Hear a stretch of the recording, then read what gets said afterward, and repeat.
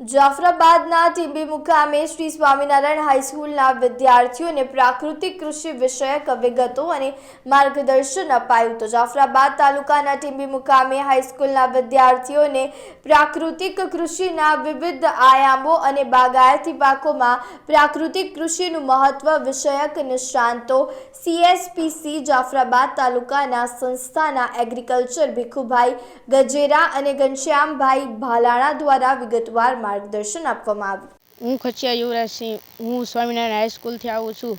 હું ધોરણ 9માં અભ્યાસ કરું છું। અમે આજે શ્રીજી ફાર્મની મુલાકાતે આવ્યા હતા। ત્યાં અમે પ્રાકૃતિક ખેતી વિશે શીખ્યા છે।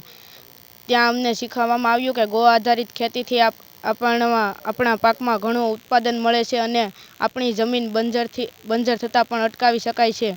અને હાલમાં ઘણી કેન્સર જેવી રોગો આવ્યા છે જેનાથી મનુષ્ય પર ઘણો ખતરો થયો છે। તો આવા રોગો ન ફેલાય તે માટે અમને કહેવામાં આવ્યું છે કે ગૌ આધારિત ખેતી કરીએ તો આ રોગોનો નાશ થઈ શકે છે અને આમ આપણી ખેતી અને મનુષ્ય માટે ઘણું ફાયદાકારક છે।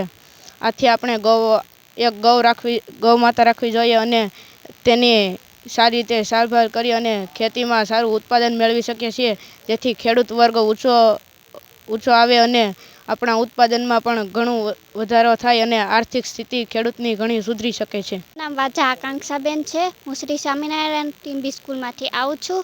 મારો ટ્રેડ છે એગ્રીકલ્ચર। અહીંયા અમે શ્રીજી ફાર્મની મુલાકાતે આવ્યા છે। પ્રાકૃતિક ખેતી વિશે ઘનશ્યામભાઈએ ઘણી માહિતી આપી, તેના વિશે ઘણું સમજાવ્યું।